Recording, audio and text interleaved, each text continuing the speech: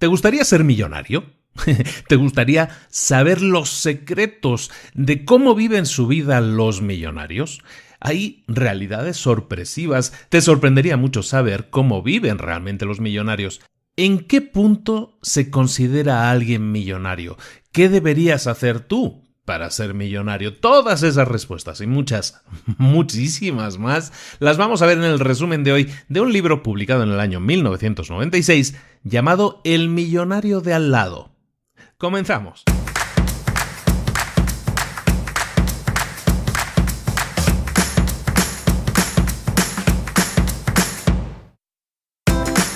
Bienvenidos al podcast Libros para Emprendedores. Para alcanzar el éxito en cualquier negocio que quieras emprender, debes formarte, debes estudiar, aprender para emprender. Y para ello, no hay nada mejor que un libro. En el podcast Libros para Emprendedores te ayudamos de 3 maneras. Primero, seleccionando los mejores libros del mercado para ayudarte a emprender, a mejorar en tu emprendimiento. Segundo, te ofrecemos gratis un resumen de los puntos más valiosos explicados en cada libro. Y tercero, te damos finalmente pasos a seguir para poner en práctica todas esas lecciones aprendidas y así poder acortar tu camino hacia el éxito. Ya sea marketing, ventas, liderazgo, emprendimientos, mentalización, vamos a analizar lo mejor de los mejores libros del mercado y te lo vamos a dar todo bien masticadito y listo para ser aplicado. Soy Luis Ramos, empresario y emprendedor, y voy a acompañarte, si me lo permites, en este camino. Sin más, comenzamos.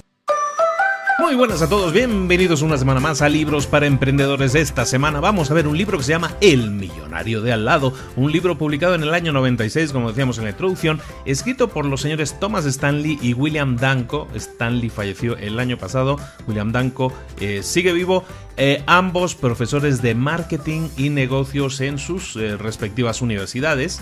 Y pues autores de varios libros, sobre todo Thomas Stanley, que se dedicó a estudiar sobre todo a los ricos desde que inició en el tema de la escritura de libros. Y básicamente lo que hicieron estos señores es analizar, realizar estadísticas, realizar estudios durante muchos años en los que investigaban a los ricos, fundamentalmente a la gente adinerada, eso sí, de Estados Unidos. Este libro, publicado en el 96, es el resultado, es la evolución, el resultado de uno de esos estudios en los que se propusieron eso, analizar a los ricos y qué los hace ricos y cuál es el nivel de vida que tienen y cómo gastan y cómo ahorran. En definitiva, estudiaron los hábitos de los millonarios. El resultado es este libro interesantísimo porque perfila perfectamente una idea que probablemente la mayoría de nosotros tenemos equivocada. Nosotros identificamos siempre como que el rico es aquel que lleva el Ferrari, que tiene el coche más caro, el reloj más caro, los zapatos más caros, que utilizan lo más caro. Y vamos a ver cómo realmente eso no tiene nada que ver con la realidad, por lo menos estadísticamente. Evidentemente, siempre va a haber alguien con el reloj más caro, con el Ferrari más caro, el Porsche o lo que sea, ¿no? Pero la mayoría, y en este caso hay pues bastantes miles de millonarios en Estados Unidos, estamos hablando del 96, esos miles de millonarios, la mayoría tienen un nivel de vida que podríamos calificar entre comillas de normal. Mucha gente, evidentemente, va a vivir en casas caras y va a conducir coches de lujo, pero eso realmente no habla de la riqueza de las personas. Vamos a ver que hay una fórmula que proponen estos señores y esa fórmula nos permite calcular lo que es la riqueza y sobre todo el estado en el que te encuentras, porque puede ser que tengas mucho dinero, pero puede ser también que tengas muchos gastos. Entonces tu situación no es tan boyante, tu situación no es tan rica. Entonces vamos a ver varios puntos muy interesantes, entre ellos la fórmula que vamos a calcular para saber nosotros mismos en qué punto nos encontramos y también para ver cómo manejamos el dinero y si eso nos hace poderosos generadores de dinero o eso nos hace gente que genera poco dinero, poca riqueza, mejor dicho.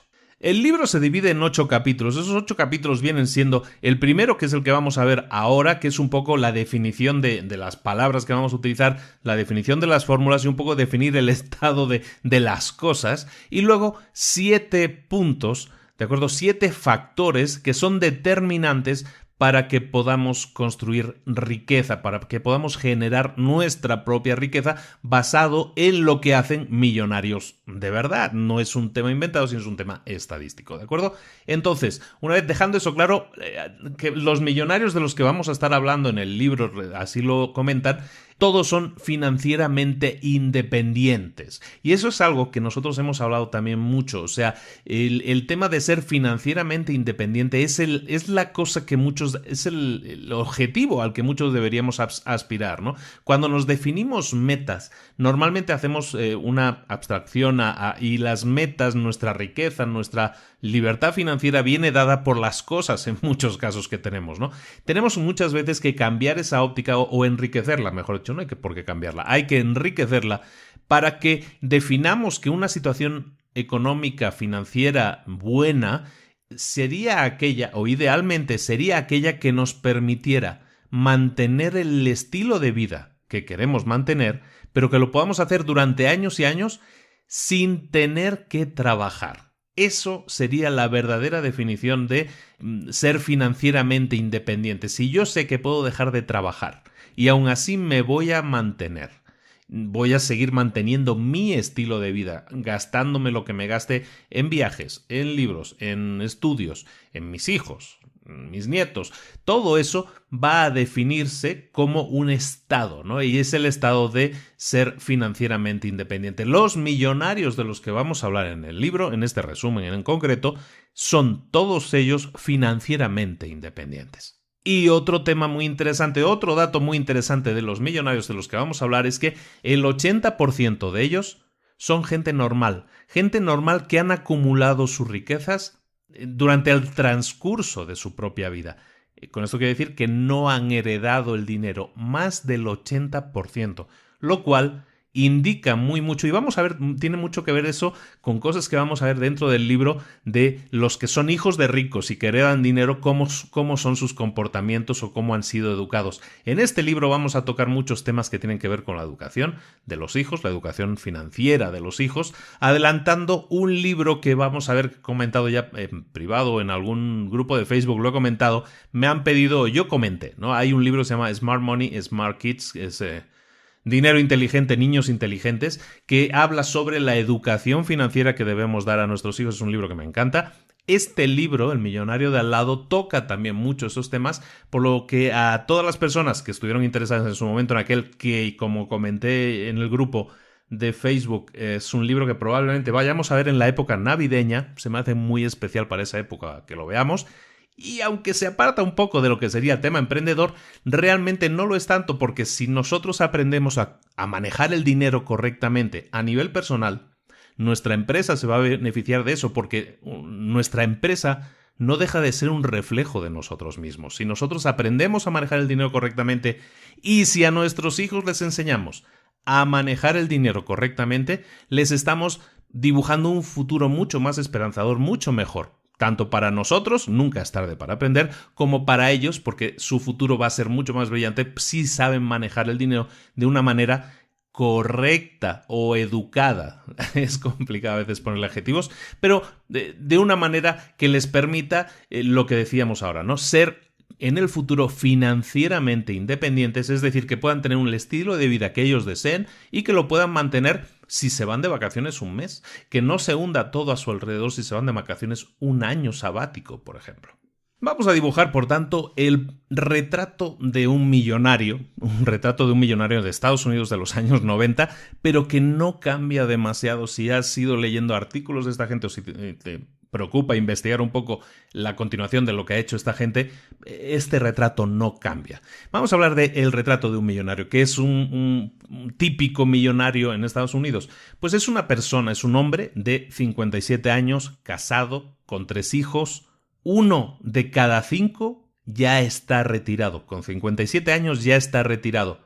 2/3 de ellos están trabajando como autoempleados, es decir, tienen su propia empresa.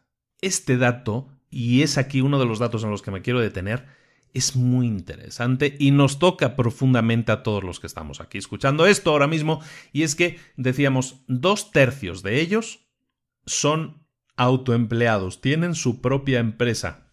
Los números estadísticos a veces nos desvelan muchas verdades muy interesantes. Mira, la cantidad de gente que es empresaria, que está autoempleada en Estados Unidos, es menos del 20% de la población. Es decir, menos de 1 de cada 5 personas son autoempleados, tienen empresa o negocio propio. 1 de cada 5. Sin embargo, la mayoría, 2/3 del total de millonarios que hay en Estados Unidos son autoempleados o empresarios. Entonces, fíjate en la comparación, solo 1 de cada 5 son autoempleados, pero 2/3 de los millonarios de ese país son todos autoempleados. ¿Qué nos dice eso? Evidentemente, algo que ya sabemos, la ruta más fácil para llegar a ser millonario pasa por ser autoempleado, pasa por tener tu propia empresa. Si eres empleado, si trabajas por cuenta ajena, es tremendamente más difícil, es decir, 4 de cada 5 personas en Estados Unidos están en esa situación. Solo 1/3 de los ricos vienen de esa situación, son empleados. Entonces, que es algo que fundamentalmente ya sabemos, ¿no? Es algo que viene ya inscrito en las personas que queremos ser emprendedores, es que una de las causas también es que buscamos esa libertad financiera. Y esto simplemente es una aseveración mediante datos concretos de que efectivamente, si creas tu propia empresa, tu camino hacia la libertad económica es, yo no diría más fácil, pero realmente las herramientas que estás utilizando para llegar a tener esa libertad financiera es más fácil que te lleven a conseguirla. Seguimos con el perfil del millonario típico de Estados Unidos. El 97% tienen casa propia, vaya sorpresa, pero lo más importante, viven en casas que tienen un precio medio de $320,000 de los años 90. No ha habido una gran variación de precios en Estados Unidos, por lo tanto son casas muy caras, $320,000. Ninguno de ellos se ha sentido nunca en desventaja por no haber recibido nunca una herencia. ¿Por qué? Porque el 80% de ellos, como comentábamos, son ricos, tienen riquezas y son riquezas conseguidas en primera generación, es decir, la han conseguido ellos mismos, ellos han generado su riqueza durante su propia vida, no ha habido ningún tipo de herencia. Y todos ellos viven por debajo de los medios de los que disponen. Este es el punto que probablemente es el más importante del libro y es que el que se trata más en profundidad, muy a detalle, y es que todos ellos tienen la capacidad para vivir muy por encima de la calidad de vida que están viviendo ahora, pero en cambio deciden vivir por debajo de la cantidad de dinero que en realidad tienen. Esto precisamente es una de las claves que les ha permitido llegar a ser millonarios. La mayoría de sus esposas, la mayoría de sus mujeres son excelentes y meticulosas planificadoras y llevan presupuestos muy, muy cerrados. Y ahorran. Es gente que ahorra mucho. Fíjate en lo siguiente. Todos ellos tienen suficiente riqueza acumulada como para vivir sin trabajar durante 10 o más años. Importantísimo, lo comentábamos al principio.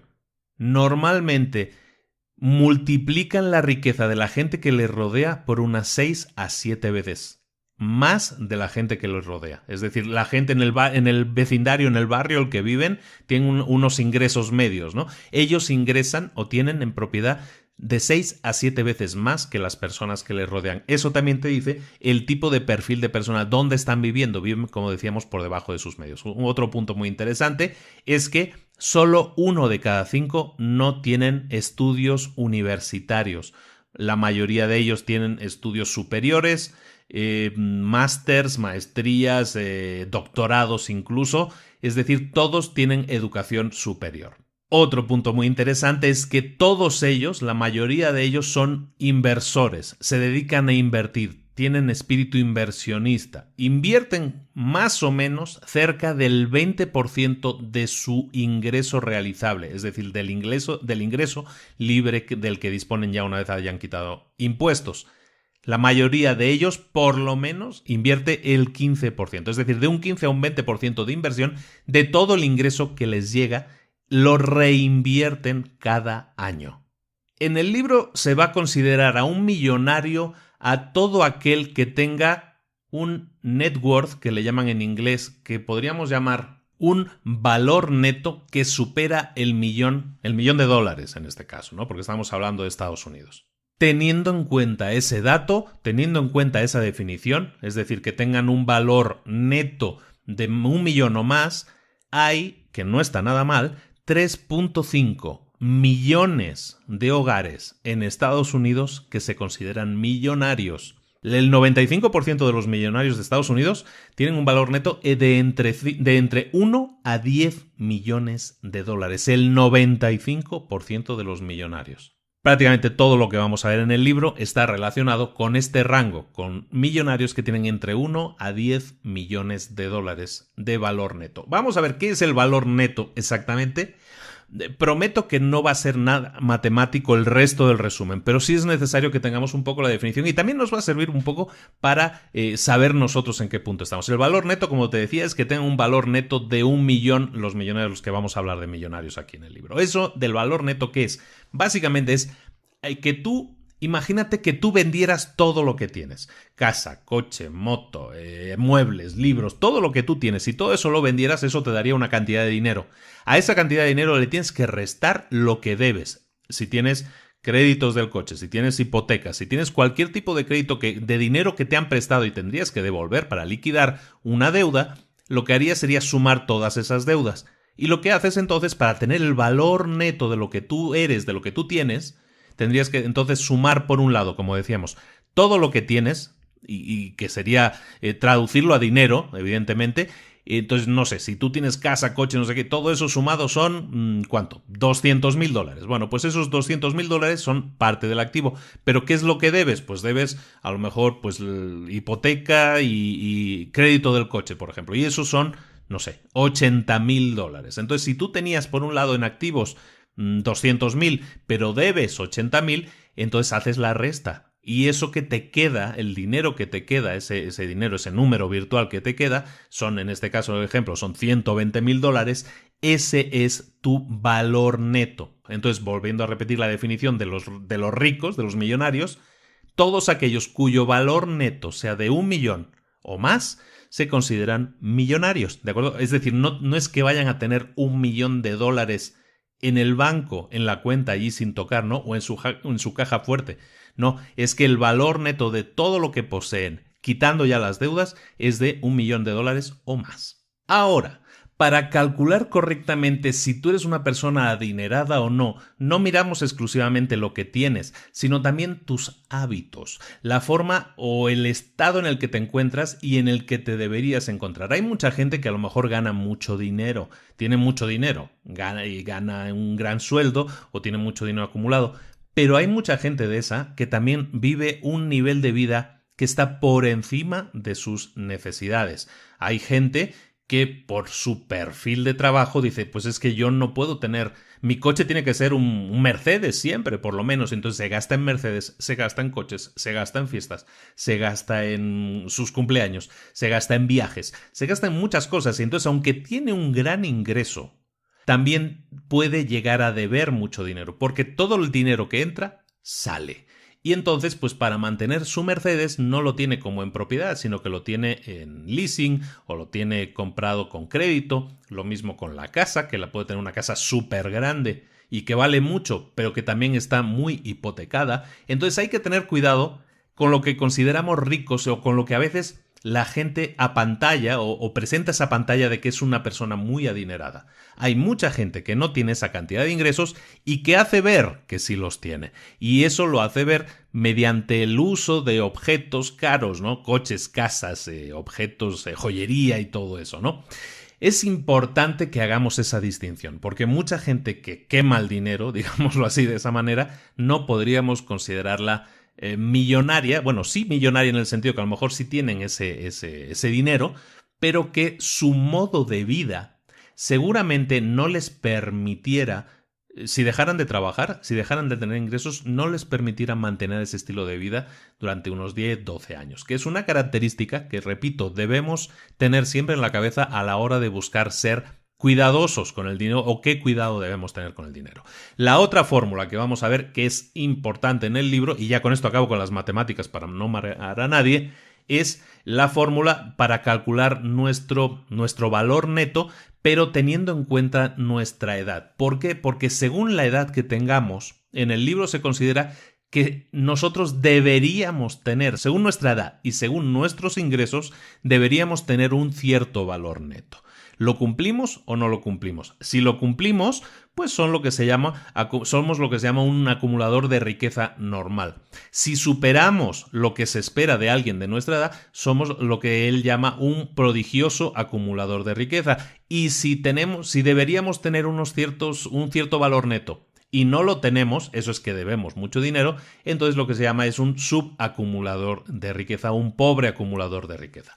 ¿Cómo calculamos eso? Bueno, es muy fácil. Lo que tenemos que hacer es hacer una multiplicación y una división. Lo primero que tenemos que hacer es calcular cuánto es nuestro ingreso anual, bruto, es decir, antes de impuestos.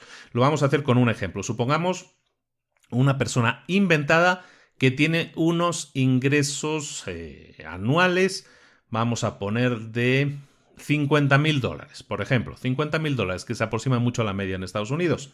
Si nosotros tenemos una persona que tiene unos ingresos anuales antes de impuestos de $50,000, lo que vamos a hacer es multiplicar eso por la edad que tienen. Pongamos que la persona que está haciendo este cálculo es una persona de 30 años. Multiplicamos los 50,000 anuales por 30 años y eso nos da $1,500,000. Esa es la primera parte de la fórmula. Es decir, pillamos por un lado nuestra edad, 30 años, y lo multiplicamos por nuestros ingresos anuales antes de impuestos. Quedan 50,000 por 30, $1,500,000. Y a ese resultado, a ese $1,500,000, lo que hacemos es quitarle un cero. Es decir, lo dividimos entre 10. Si le quitamos un cero, el número que nos queda, ese es nuestro valor neto esperable por la edad y por los ingresos que tenemos. Es decir, en este caso, en este ejemplo, serían $150,000. ¿De acuerdo? De los ingresos anuales, repetimos, 50,000 ingresos brutos. Esta persona tiene 30 años, multiplicamos, nos da $1,500,000. Le quitamos un cero, esos son $150,000. Ese es el valor neto de una persona de 30 años que tenga $50,000 de ingreso. Ahora, lo que tenemos que hacer es el segundo ejercicio, es el que te decía antes. Si yo vendiera todos mis activos, todo lo que tengo, y liquidara todas mis deudas, ¿cuánto me quedaría? Si esta persona de 30 años hace ese ejercicio y el resultado que le da es, por ejemplo, pues $150,000, $160,000, porque pues su casa, su coche, todo lo que posee, los ingresos que pueda tener, todo eso para esta persona representan pues ese dinero, esa cantidad de dinero, entonces está dentro de los márgenes de lo normal. Ahora, ¿cuándo se considera que alguien es un prodigioso acumulador de riqueza? Es decir, alguien que va camino de ser millonario. ¿Cuándo sucede eso? Cuando alguien está por lo menos duplicando lo que se esperaría que él tuviera. En este ejemplo, si esta persona de 30 años debería tener unas riquezas, un valor neto de 150,000, y en cambio no solo no tiene 150,000, sino que tiene $400,000 o $300,000, que es el doble o un poco más, entonces esa persona es lo que se llama un prodigioso acumulador de riqueza, así le llaman en el libro, PAW.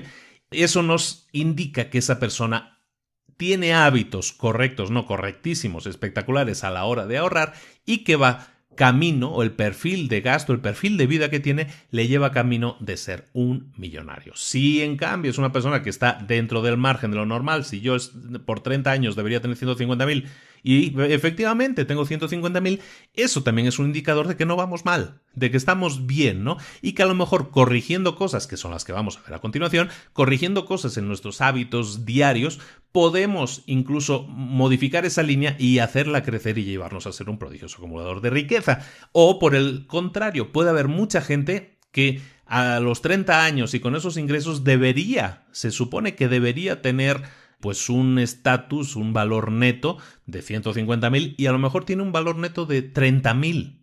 Y eso no quiere decir que viva como un pobre, al contrario. Puede ser que tenga una casa muy grande, un coche muy grande, pero que todo sea pagado a crédito. Entonces recuerda que si liquidamos las deudas por un lado, nuestro valor, el valor de las cosas que poseemos baja, porque le estamos quitando el valor de lo que debemos. Entonces hay gente que puede vivir como rico, pero que su valor, su acumulación de riqueza es muy pobre. Y puede ser el caso de alguien que tenga muy buen nivel de vida y en vez de tener los 150,000, a lo mejor tenga 30,000 como su valor neto. Eso es un mal indicador. porque indica que esa persona tiene malos hábitos y esos hábitos están impactando a corto, medio y largo plazo en su capacidad de acumular riqueza y por lo tanto de ser financieramente independiente. ¿Sí me expliqué? Bueno, como siempre cuando tratamos un libro que no es directamente de negocios y este es más bien de economía y de economía familiar, incluso podríamos decir, esto iría muy bien con Blog y Lana, no con Sonia, pero este tema es interesante que tú lo abstraigas a la forma en que manejas tu empresa. Si una empresa se gestiona también de la manera adecuada, y es lo que vamos a ver ahora, cómo hacen estos millonarios para llegar a tener esa capacidad de ahorro, esa capacidad de generación de riqueza. Si tú como empresario enfocas que tu empresa se comporte de la misma manera, invirtiendo en activos, teniendo muy bajas las deudas y todo eso, eso va a permitir que tu empresa también esté saneada económicamente. Una empresa saneada económicamente es una empresa que tiene muchas probabilidades de sobrevivir en un futuro. Igual que valoramos en un millonario que tenga la capacidad de, oye, si puedo estar 10 años de trabajar, puedo seguir manteniendo mi nivel de vida. Si eso lo traduces a una empresa, ¿qué significaría para una empresa decir, no, pues yo puedo tener 6 meses malos en los que puede que no tenga ni una sola venta? ¿Eso me obligaría a cerrar la empresa o no? ¿O tengo la suficiente capacidad de resistencia para seguir abierto, seguir adelante, pasar esas vacas flacas, pasar esa mala época y subsistir? Pero para eso sin dejar de pagar, sin dejar de tener cubiertos mis gastos fijos. Evidentemente en este libro vamos a hablar de millonarios y de personas físicas, ¿no? Pero abstrae eso también a la forma en que se maneja una empresa. La forma ideal de manejar una empresa también económicamente debería ser esa. Mucha gente erróneamente entiende que una empresa, la única manera de crearse es mediante creación de deuda. Y eso no es así. Puede ser que arrancando sí haya una cantidad de socios o sí haya un préstamo de banco, pero eso siempre es un peligro, porque puede bajar tu capacidad de generación de ingresos. Todos los ingresos de tu empresa están orientados a pagar esa deuda primero. Entonces es complicada la situación. Por eso siempre yo digo que está bien que haya empresas o aceleradoras o diferentes estadios en los que uno puede ir y recibe dinero. Todo dinero tiene un costo, todo préstamo tiene un costo. Puede ser en nuestra calidad de vida, puede ser en el estrés que nos genera. Entonces, a nivel empresa es importante que tengas eso en cuenta. Vamos a ver ahora los 7 factores que identifican en general a los millonarios en Estados Unidos en el 96 y que espero que hagas este mismo ejercicio, que lo abstraigas a lo que tú eres como persona física y cómo tú te estás manejando con el dinero y que tomes de aquí buenos hábitos, buenas formas. O sea, esto es probado. La mayoría de los millonarios hacen esto y les va bien y han llegado a millonarios probablemente por estos hábitos. Son hábitos muy fáciles de incorporar a tu vida. Si lo haces o no es tu decisión. Pero que sepas que si lo haces, probablemente estás poniendo mucho más del lado de la balanza que implicaría que puedas llegar a ser rico, a ser millonario, o dejemos de lado el tema de tener $1 millón o no, $1 millón. Deja de lado eso. Puedes llegar a tener la vida que tú deseas tener, la vida que tú definas tener y poder mantener ese nivel de vida incluso cuando venga una mala época, que eso para mí es la verdadera libertad financiera. El primer factor, importantísimo, es que viven por debajo de sus posibilidades. Una característica de los ricos es la frugalidad. No compran ropa cara, no gastan en trajes caros, suelen comprar, en el libro ponen JCPenney. JCPenney es una tienda, es un macro almacén de que vende un poco de todo, pero sobre todo mucha ropa, y que no es una tienda cara. No gastan mucho en zapatos, no compran relojes caros, sus esposas, sus mujeres son contenidas con el tema de los gastos. La mayoría de ellos compran cosas, si puede ser en subastas o compran en remates inmobiliarios o en remates de cosas de gente. Hay mucha gente que a veces va muy apurada y vende cosas por debajo de su valor. Y estas personas, los millonarios, son precisamente gentes que se aprovechan de esos remates, de esas subastas, en un porcentaje muy alto, en 1 de cada 3 casos. Operan, esto es importantísimo, en base a un presupuesto anual. Saben exactamente lo que se van a gastar en ropa, en la comida, en la casa. Tienen pocas tarjetas de crédito. tienen los objetivos muy claramente definidos para días, semanas, meses, años. Tienen un plan de vida. Pasan mucho tiempo planeando su futuro financiero y para generar riqueza minimizan el ingreso realizable, el que está sujeto a impuestos, el dinero que se mueve, digamos, ese lo minimizan y maximizan el ingreso no realizable, el que no implica flujo de efectivo, es decir, inversiones, propiedades, temas inmobiliarios.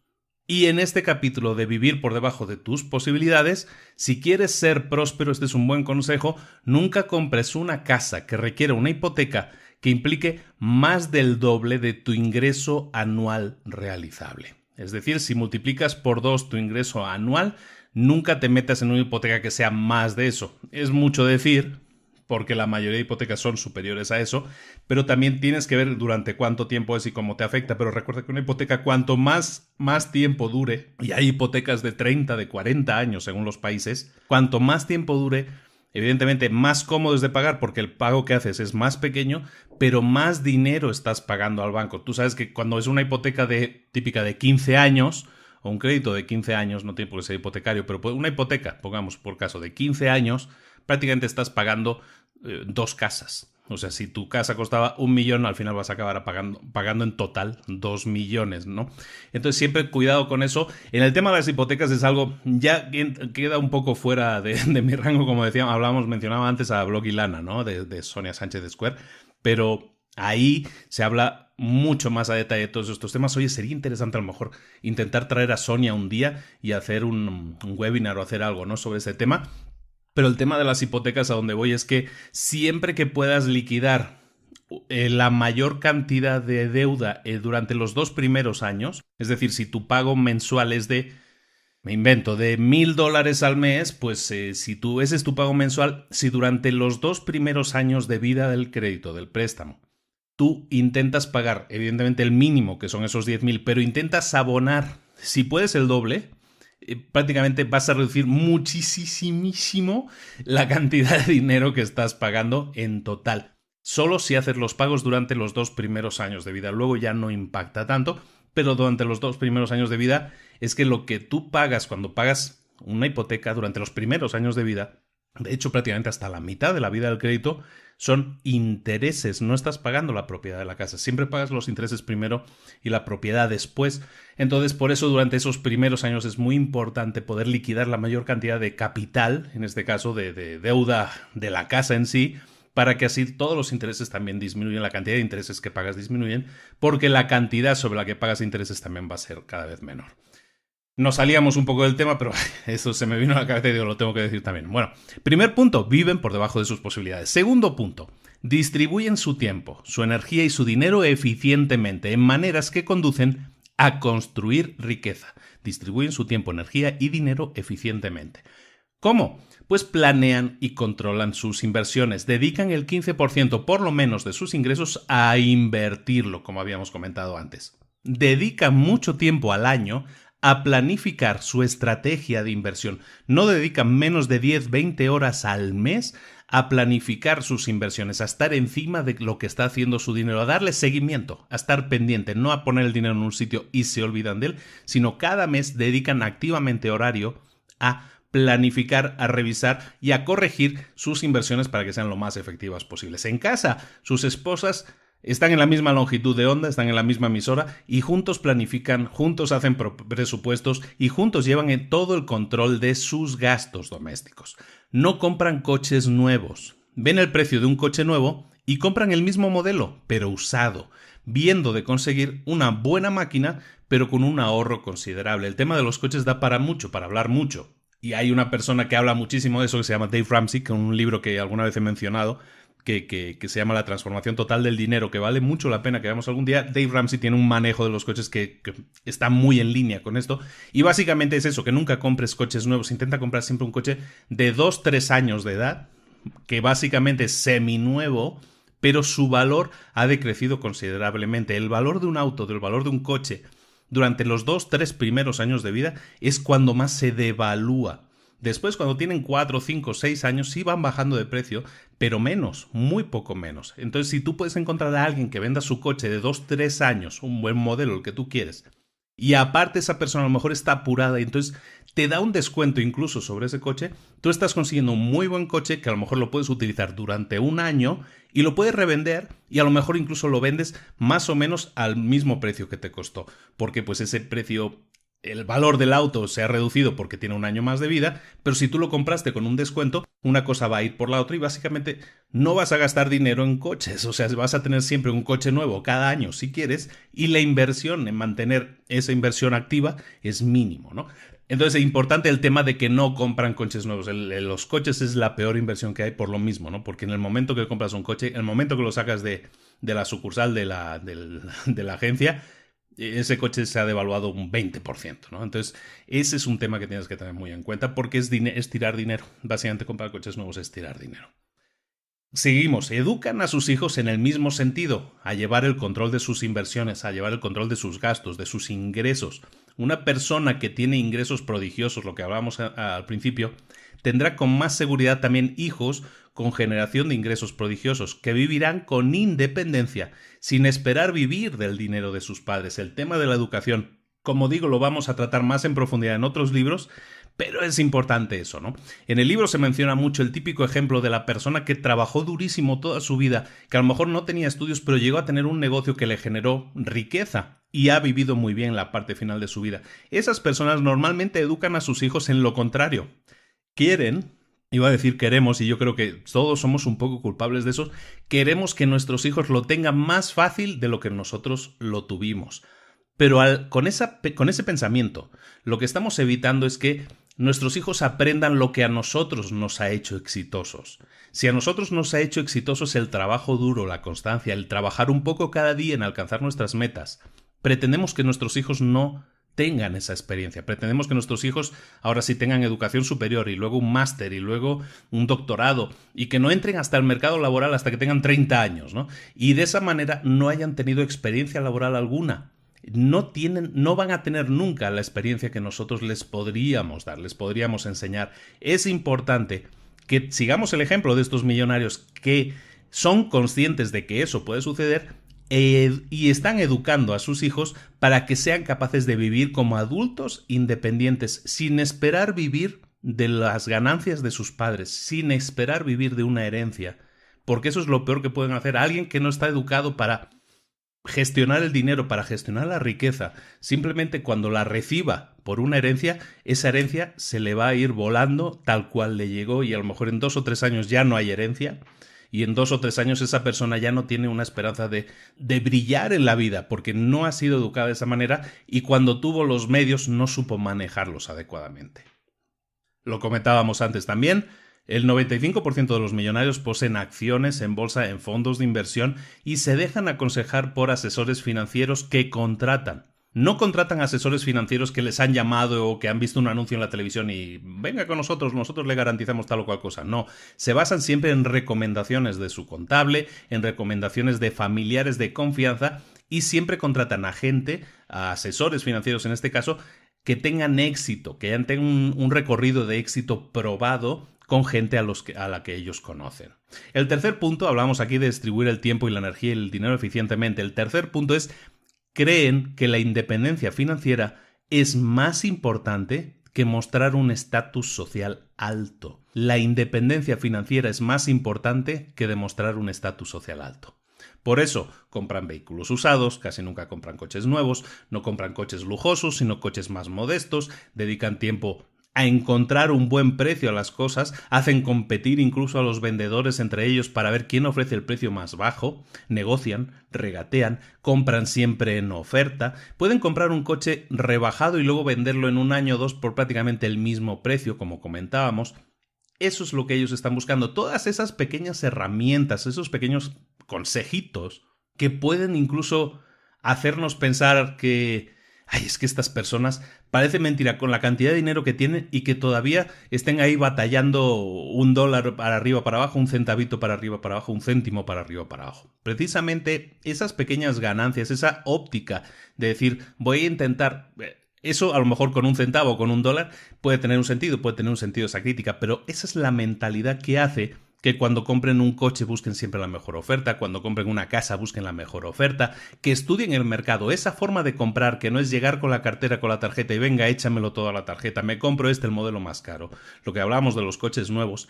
Esa actitud es la que no te va a permitir vivir adecuadamente porque estás generando seguramente deudas, no estás siendo capaz de pagar el coche al contado, no estás siendo capaz de pagar la casa al contado. Entonces generas deudas y esas deudas son las que van a reducir tu capacidad de generación de riqueza porque es dinero que debes, que tienes que ir pagando.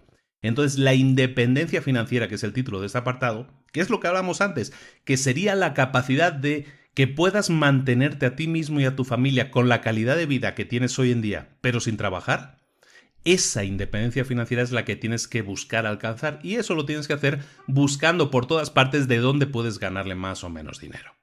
Un cuarto factor, la cuarta característica que tienen en común los millonarios es que sus padres no les proporcionaron protección económica. Hablábamos ahora de educación, vamos a ir más a fondo en eso. Un error que se comete, muchos padres proporcionan regalos de dinero a sus hijos. Eso convierte a los hijos en dependientes y ese hábito no para. Al contrario, se incrementa, cada vez se hace más grande. Otro error que cometemos o que se cometen, pagarles a los hijos la entrada, el enganche que dicen aquí en México para una casa que está por encima de sus posibilidades. Hacerles regalos que no se corresponden a su categoría económica. Esos regalos hacen que los hijos traten de mantener ese estatus social. Y muchas veces eso les supera porque no son capaces de enfrentar los gastos. ¿Sí me estoy explicando? O sea, si nosotros somos millonarios y queremos que nuestros hijos sean financieramente independientes, tengan la capacidad de subsistir en la vida, lo que no podemos hacer es estar regalando, pues porque me lo puedo permitir a mi hijo le regalo un Mercedes, porque me lo puedo permitir le regalo un BMW, porque me lo puedo permitir le voy a regalar la mejor casa en el mejor fraccionamiento, en el mejor barrio, en la mejor zona. Porque eso lo que hace, como decimos, es generarles a los hijos la necesidad de mantener ese estatus social. Y ese estatus social a lo mejor ellos no se lo pueden mantener porque ellos no tienen la capacidad de generar esa cantidad de dinero. Es importante que les enseñemos a vivir con los medios de los que disponen. Otro error que cometemos, pagarles la educación en colegios privados de elevada categoría a los nietos. Ese tipo de regalos afecta a la psicología del que lo recibe. Dar esos regalos es el principal factor que explicaría la falta de productividad de los hijos adultos de gente rica, que es algo que se menciona muy a detalle en el libro y que es real. O sea, los hijos adultos de gente rica, de millonarios, normalmente son muy poco productivos porque están acostumbrados a estar sentados y que se lo den todo. Eso hace que esa persona, a lo mejor sí, durante su vida va a poder subsistir con las riquezas de sus padres, pero inevitablemente, ineludiblemente, ese dinero va a bajar, porque ellos no son capaces de manejar el dinero, porque no han sido educados para hacerlo. Dar ese tipo de regalos genera más consumo en los que lo reciben, no genera ahorro, no genera la educación de ahorro o de inversión, genera más consumo. Y los que reciben esos regalos generalmente no distinguen completamente entre lo que es su riqueza, su propia riqueza, su propio ingreso y la riqueza o el ingreso de sus padres generosos. Los que reciben esos regalos son siempre más dependientes de líneas de crédito, de créditos hipotecarios, de tarjetas de crédito, siempre son más dependientes de todo eso que los que no han recibido ese tipo de regalos. En general, todos los que reciben esos regalos van a invertir siempre mucho menos dinero que los que no lo reciben. Cuanto más dinero reciba un hijo adulto, menos dinero acumulará, mientras que los que no lo reciban sí acumularán más dinero. Por lo tanto, hay que enseñar a los hijos, en resumen sería, a pescar. Si a un hijo no es bueno en temas económicos, no hay que sobreprotegerlo y darle todo hecho. Hay que dedicarle tiempo a fortalecer su conocimiento en las áreas en las que no es fuerte, pero es necesario que lo sea. Si sobreprotegemos, mejor dicho, a nuestros hijos, estaremos debilitando aún más al que ya es débil y lo convertiremos en una persona dependiente de por vida. El quinto punto, el quinto factor que tienen en común los millonarios es que sus hijos adultos son autosuficientes económicamente. Hay que pensar en qué se les va a dejar en herencia. Si acostumbras a tus hijos a darles dinero, a que dependan de ti, por mucho dinero que les dejes en herencia, se lo gastarán todo, tarde o temprano, porque no saben generar riqueza, solo se les ha enseñado a gastarla. Por lo tanto, ¿qué deberías hacer o qué deberías pensar? deberías hacer que una tercera persona, ajena a la familia, alguien que no sea de la familia, pero que sea de tu confianza, ejecute la herencia como un fideicomiso. De esa manera vas a evitar roces familiares y esa persona se puede encargar de liberar parte de la herencia cuando los herederos cumplan, pues a lo mejor con una forma de vida independiente, o acaben una carrera, o se casen, o tengan un hijo, o sean estables o generen ingresos propios. En este capítulo del libro, los autores hablan de 10 reglas para padres ricos y para hijos productivos. Primera regla, nunca se les dice a los hijos que sus padres son ricos. Se les puede acostumbrar inconscientemente a llevar un estatus de vida de alto consumo, de alto gasto. También con ese ejemplo se les enseña a no presumir de dinero. La segunda regla, sin importar lo rico que se sea, hay que enseñar a los hijos disciplina y frugalidad. Y tiene que hacerse predicando con el ejemplo. Tenemos que enseñar las reglas que tú mismo debes estar siguiendo. Un buen consejo para un hijo, los buenos consejos para un hijo serían, por ejemplo, sé fuerte, la vida es dura, nunca digas pobre, pobre de mí o sientas pena por ti. Dile, no abuses de tus pertenencias, durará más. Cierra la puerta de la casa, no malgastes el dinero de tus padres dejando salir el calor. Vuelve a colocar siempre las cosas en su sitio. Tira de la cadena. Di sí a aquellos que lo necesiten antes de que te lo pidan. Eso es educación. Pues es educación, ya no es financiera, iba a decir educación financiera, es educación en principio, o sea, es a respetar el valor de las cosas. ¿De acuerdo? La tercera regla que ponen en el libro es que tus hijos no se den cuenta de que eres rico hasta después de haberse establecido como adultos maduros, disciplinados y con una profesión. Puedes establecer un fondo para ellos, para cuando cumplan 40 años. No les regales dinero, que no sean consumistas, si quieren algo, que consigan una buena parte del costo ellos mismos. Y esto me trae a la memoria, hablamos antes de Dave Ramsey, lo mencionaba. Hay un tema ahí muy interesante con Dave Ramsey, que está en el libro del Smart Money y Smart Kids. Ese tema es el tema del coche, el primer coche, ¿no?, que van a tener nuestros hijos, ¿no? Y es como el gran problema, ¿no? El gran conflicto de, ay, ¿qué coche le voy a comprar? ¿Qué gastadera, qué dineral me voy a gastar? Dave Ramsey tiene una estrategia que a mí me encanta y que me anoté hace muchos años y digo, bueno, cuando mis hijos lleguen a esa edad voy a hacer lo mismo. Y se basa en lo siguiente: cuando tus hijos, por ejemplo en Estados Unidos, que es con 16 años, que es de donde él viene, pero pues en otros países pongamos con 18 años, ¿no?, como media, que es cuando puedes empezar a conducir tú solo como adulto. Pues la idea de Ramsey es la siguiente: decirle a los hijos que les vas a comprar el coche, les vas a apoyar con su coche, pero de acuerdo a lo que ellos trabajen para conseguirlo. Esto es, si por ejemplo yo tengo una hija que cuando tenga 16 años ya puede, aquí en México puede conducir un coche, y ella me dice, papá, quiero un coche, yo digo, bueno, trabaja para ello. ¿Cuánto puedes ganar en este próximo año? Con 15 años a lo mejor dices, ¿sabes qué? El próximo año ya vas a poder tener coche. ¿Cuánto vas a trabajar para conseguirlo? ¿Cuánto dinero vas a ganar?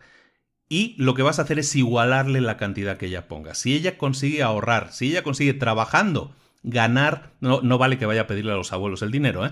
O sea, lo que vale es que trabaje por ese dinero y dices, pues bueno, pues en este año de trabajo, ahora tienes 16 años, vamos a comprar un coche. Tú has conseguido ganar, no sé, $5,000, yo te pongo otros $5,000. Yo te igualo. Si tú ganaste $10,000, yo te pongo otros $10,000. Y con ese dinero, con los 20,000 o 10,000 resultantes, ella se puede, o ella o él, en mi caso hablo de mi hija, pues mi hija cuando llegue a esa edad, pues va a poder comprarse un coche de acuerdo a lo que ella haya ganado.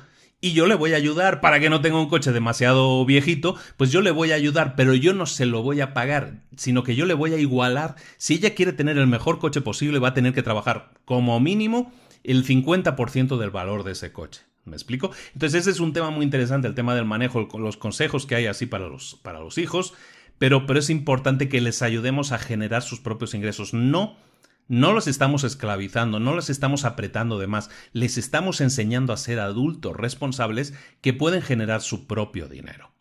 Ese era el punto 3. El punto 4 es minimizar las discusiones sobre quién heredará qué cosa como si fuera un regalo. Tú heredarás la casa, tú heredarás los coches. Olvídate de ese tipo de promesas. Estás decepcionando a esas personas si luego no les llega lo prometido. No te metas en discusiones de ese tipo. Las herencias no son regalos que la gente se puede estar distribuyendo entre ellos.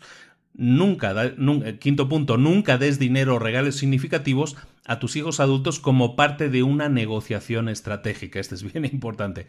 Si a un hijo le regalaste una bicicleta, al otro como compensación hay que regalarle una moto. No, ese tipo de regalos acostumbra a los hijos a esperar compensaciones, incluso cuando son adultos. Si cuando el hijo es adulto, es que el mismo ejemplo de la bici, ¿no? Si es que como le compré una bici a una, le tengo que comprar una bicicleta a otra, pero no le voy a comprar una bicicleta porque ya es un poco más mayor, le voy a comprar la moto o el coche.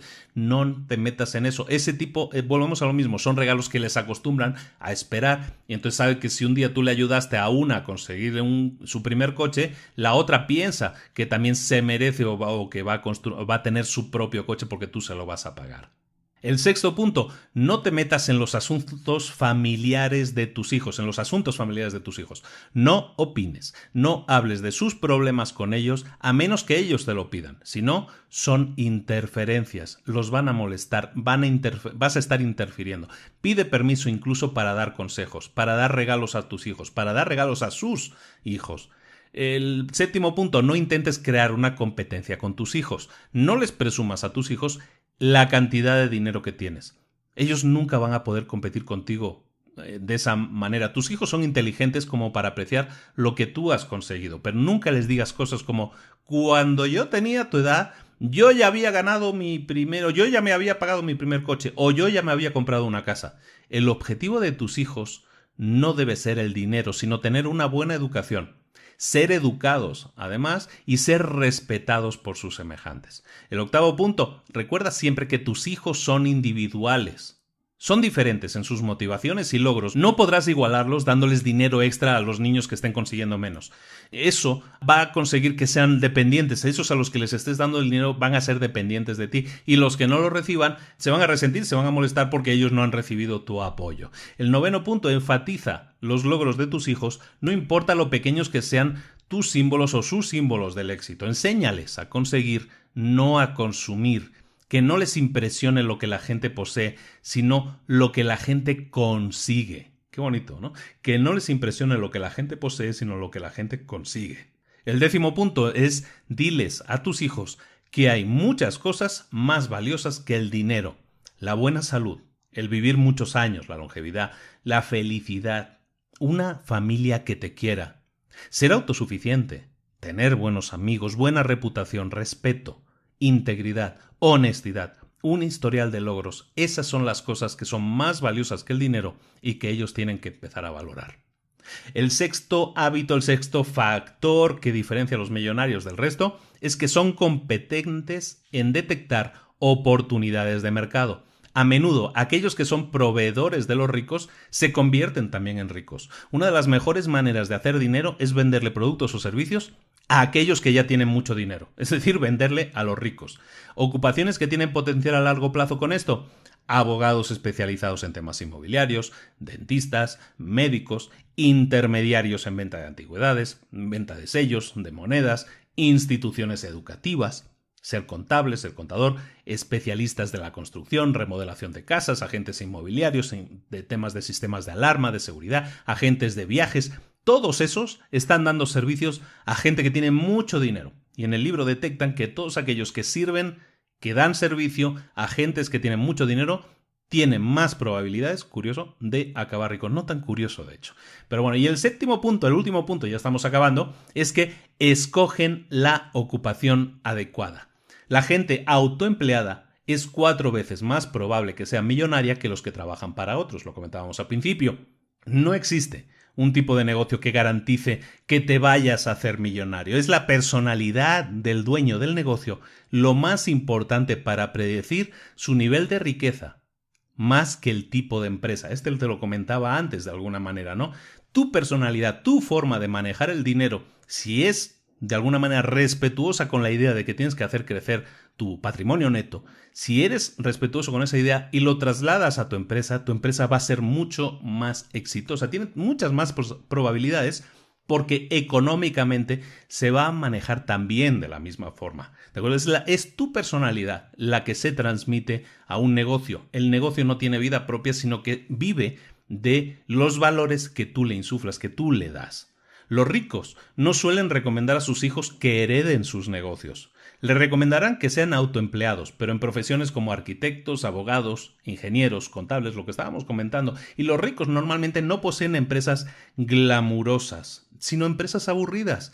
Empresas de recambios, de casas prefabricadas, materiales de construcción, tiendas de electrónica, son dentistas, a lo mejor tienen boleras o boliches, hacen cajas. No existe una receta mágica, no existe, es que todos los dentistas son millonarios, no, pero toda al final, la forma en que enfocas tu forma de trabajar, tu forma de vivir, se transforma también, se transfiere también a tu empresa y la forma en que tu empresa se comporta económicamente. Es importante. Me encanta este libro, el libro vale mucho la pena que lo leas, existe versión en español y es muy interesante porque hay algo que dice la gente que sabe mucho de esto, la gente que se dedica a dar consejos, los grandes coaches como Tony Robbins y todos estos, todos te dicen algo, hay algo que funciona en común en todos ellos, una frase que se repite siempre, esa frase es que imites, Tony Robbins lo llama modelar, que modeles lo que están haciendo otras personas exitosas. Si tú quieres tener éxito, modela o imita lo que ya están haciendo otras personas que han llegado a donde tú quieres llegar. Si lo haces de esa manera, vas a tener más posibilidades de tener éxito. ¿Por qué? Pues es muy simple, porque ellos te están enseñando el camino que ellos han recorrido. Si ellos tuvieron que hacer X cosa para llegar a donde están, hazlo tú también.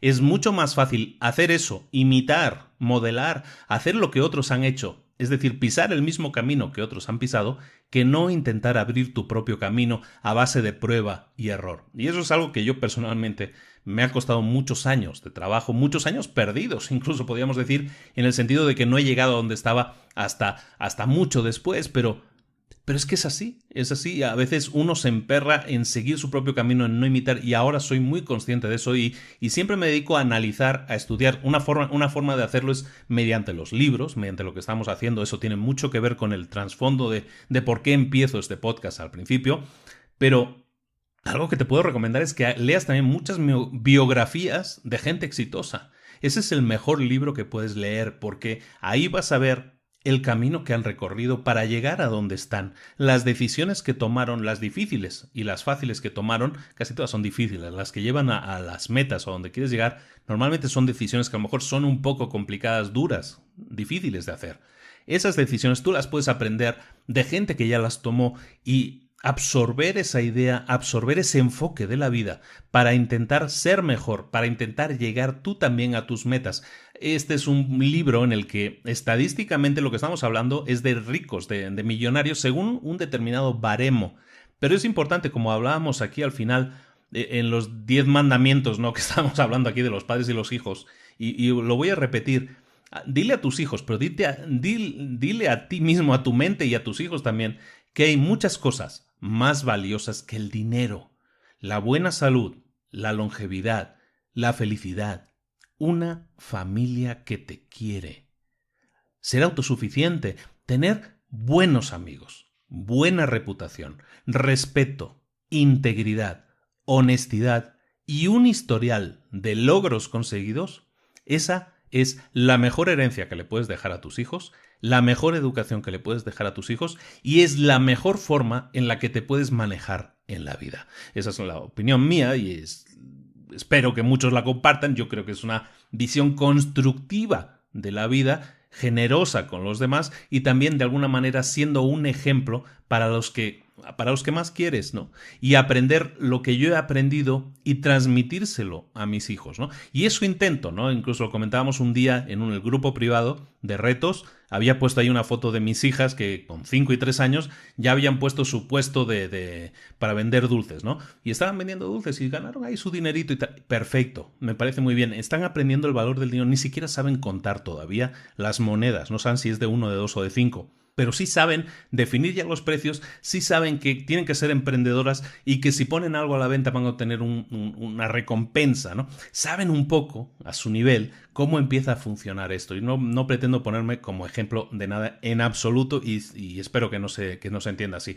Pero es necesario que nuestros hijos tengan ese tipo de educación, que no se da en las escuelas, repito. Por eso existimos nosotros, ¿no? En el podcast de Libros para Emprendedores es para darte conocimientos que no se dan en las escuelas.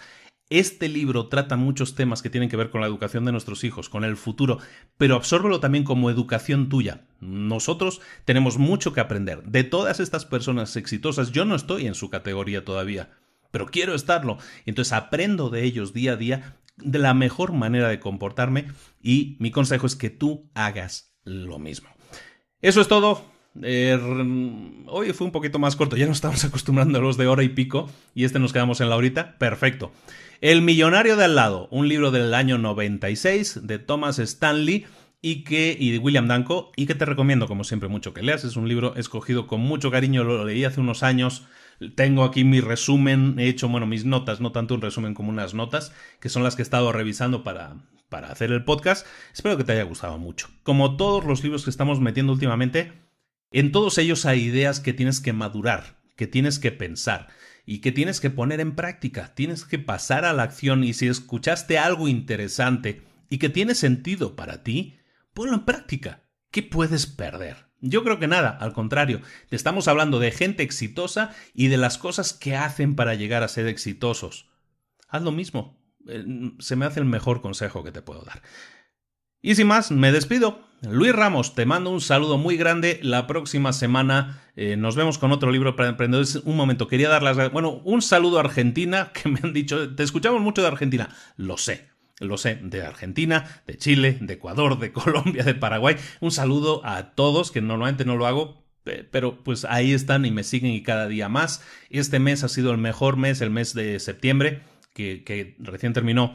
Ha sido el mejor mes para el podcast en muchos aspectos, ¿no? Pero sobre todo en el que seguimos creciendo en volumen. Este septiembre, curiosamente, hubo una semana que yo no pude grabar. Entonces, el mes de septiembre hubo un capítulo menos de los que podía haber habido.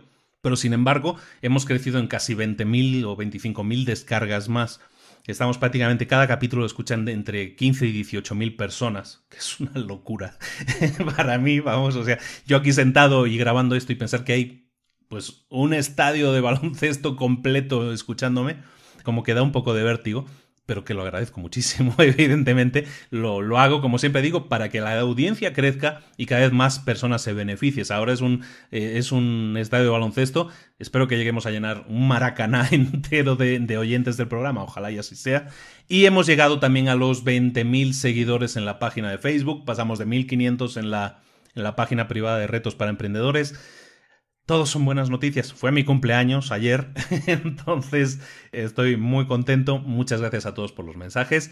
Un abrazo muy fuerte. Seguimos al pie del cañón, creando cosas nuevas. Viene un fin de año fortísimo, con muchas novedades y todo orientado. Sí va a haber cursos, sí va a haber charlas, pero también va a haber muchísimo más contenido gratuito vía correo electrónico. Vamos a empezar a grabar vídeos, vamos a grabar webinars gratuitos en los que, y desde aquí hago la convocatoria, lo he hecho en el grupo privado, pero también lo hago aquí, ya aprovecho.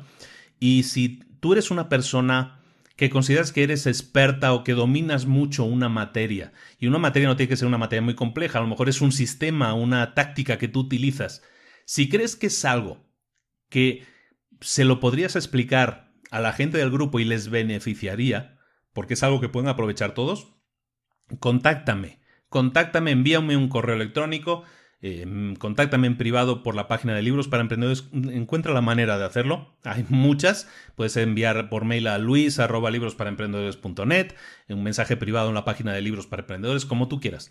El caso es que quiero que me contactes porque te necesito, ahora a lo mejor la idea en la fase de pruebas vamos a hacerlo cada 15 días, pero en la página de Facebook vamos a publicar webinars que no dejan de ser seminarios, pero en esta ocasión vía web, virtuales, en los que yo, acompañado de uno de vosotros, vamos a transmitir, o en este caso uno de vosotros va a transmitir un conocimiento, algo en lo que él es bueno, algo que quiera compartir con los demás, una experiencia vital buena que ayude a los demás en su camino para el emprendimiento. Vamos a enriquecer mucho más esto. No solo vamos a acudir a los libros ahora, sino que vamos a acudir a nosotros mismos y vamos a compartir con los demás nuestras mejores prácticas, nuestras mejores experiencias, incluso también nuestras peores experiencias para que podamos aprender de eso y pues que otras personas sepan desde, no sé, cómo debe ser una mejor forma de configurar una página web, que es el tema del branding, por ejemplo, temas que ya estamos ahora empezando a tratar con gente que lo va a hacer ahora durante este mes, espero que este mes de octubre,